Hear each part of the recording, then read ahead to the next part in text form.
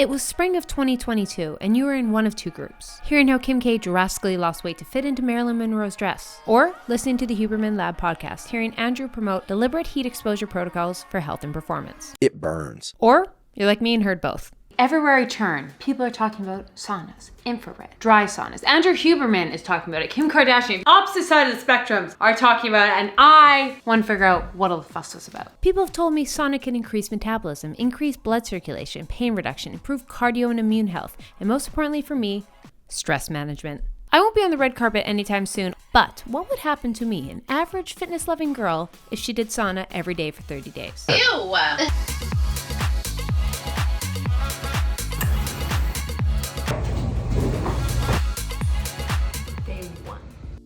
For this challenge, I will be tracking calories burned to either debunk or prove that you can swap your cardio for the sauna, how my body changed, how my skin changes, and most importantly, my stress. I'm pretty blown away by this. Your HRV, your heart rate variability, the higher it is, the more recovered you are. Last night, it improved 15. It usually takes me like a month, 2 months of not traveling to get it to go up 15 points. And it was in one day. I had a good sleep. Did it help my sleep? Boom. My biggest goal in this challenge, HRV improvement. HRV, heart rate variability, is one of the best indicators to monitor if you're stressed or overtraining. And due to my excessive traveling and generally being a water balloon of anxiety, my HRV sucks. When I was in there's two other girls in there, and they were just like geeking out about saunas and like cold plunge and all that, because I kind of geek out about that kind of stuff. I never clued in that people in the sauna will be those people. It was great. Take back everything I just said. I just realized I've turned into those 6-year-old men that sit in saunas talking about biohacking, and I'm not okay with it. The protocol I followed was via Andrew Huberman. He says top of improvements you can see from heat exposure is at 60 minutes a week. So I decided to break it down into 3 20-minute segments. You could do 6 10-minute, you could do 2 30 minutes, and it seemed to be anything above 60, you didn't see any extra improvements.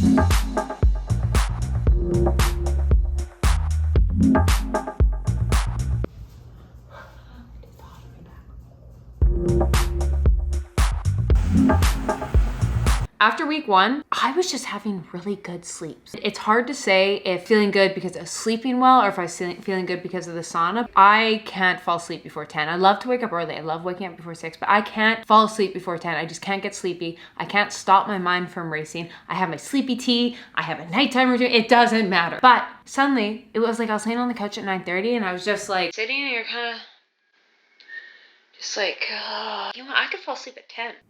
I'm getting so lame.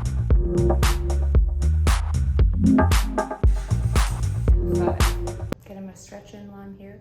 I did not want to do this today. I was blaring music. I wanted to dance, not chill. Then I flew back to Edmonton for the weekend to celebrate Canadian Thanksgiving with my family. Oh, no shit, honey. Woo! It was my mom's birthday, and she loves a good sauna session, so I surprised her by bringing her to a Russian sauna house, also known as a banya, where we altered between sauna, steam, and the dreaded cold shower.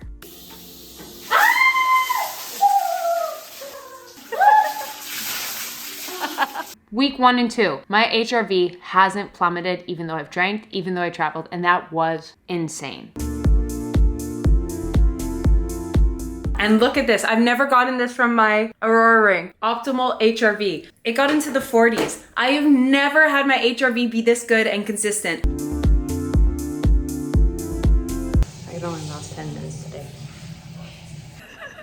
I have to tell you guys story time about what happened in the sauna yesterday. I feel so bad. Because I got trapped and I almost died. Being over dramatic. Without exposing this woman's intimate details, I would already been in there like 15 minutes and I was having this conversation with one girl. Another lady walks in and she kind of chimes in and explaining about a bad day she had, and then she went off, and it was the most traumatizing story you can think of what this lady's gone through over the last year. Like I can't get over it. And you know when people are telling a story, in a normal conversation you kind of implement in, but they're telling something, there's no way to interrupt, especially this topic. And I'd only planned to be in there 10 minutes. Guys, I almost fainted. Other people were looking at me and I was trapped behind her and I couldn't get out and I didn't want to be an asshole. I almost died. I need to set up better boundaries. I didn't know where to just be like, I know what you're talking about is traumatizing, but I'm a stranger and I'm about to faint. Praise. Praise.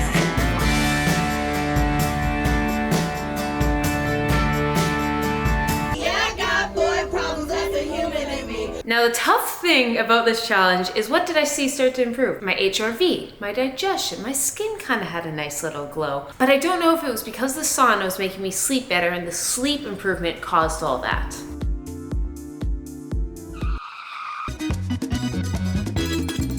I just got back from Nashville, and the last thing I want to do hungover is sit in a hot sauna. But we made it, and it felt good. Now I realize this is middle of February and this video is filmed back in the middle of September and October. Let me explain why. Honestly, I had this footage and I was sitting on it for a long time and I didn't feel I wanted to post it because I didn't have any drastic change, except for like I felt mentally well and it was a slight improvement. But looking back, it was a great catalyst to wanting to work on my mental health and physical health in my routine, and in terms of like rejuvenating and just taking time in my days, not necessarily to do more, but like times to just like sit and be. And when I saw how much it improved like my quality of sleep, so I had more energy and my digestion was better, and I felt I was shutting off work at a certain amount of time, and like because I was doing that, I was also like, you know what? Stop and make yourself a nice meal. It was like the first time, because I was forced for 20 minutes to not be able to work, not be on my phone, and it showed me that like by doing less, I could do more. I have to sleep at 6 a.m. and I have my coffee, but I just checked my, or is it Aura? Aura. I always got Aura ring. It said I had a lot of restorative time and I'm well recovered, even though I did work out a lot yesterday. And like I was not well recovered from the airplane ride in Nashville. So I'm wondering, so I was so sleepy by 10. Was it because I didn't sleep much before? Was it because the sauna made me sleepy? Was it a combo of everything? Is everyone else traumatized by me having coffee near this couch?